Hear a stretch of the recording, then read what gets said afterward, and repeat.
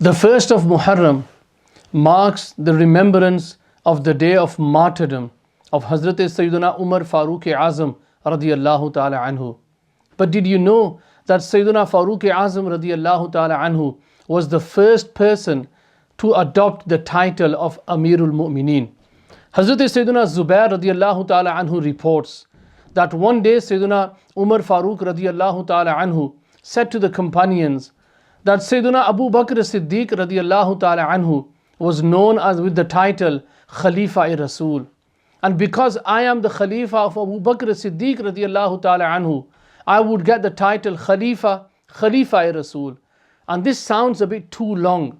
So Hazrat Sayyidina Mughira bin Shu'bah radiyallahu ta'ala anhu, he says that you are the leader of the mu'mineen and we are the mu'mineen.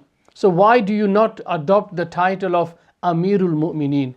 And Hazrat Sayyidina Farooq Azam radiyallahu ta'ala anhu from that day on adopted the title Ameerul Mu'mineen.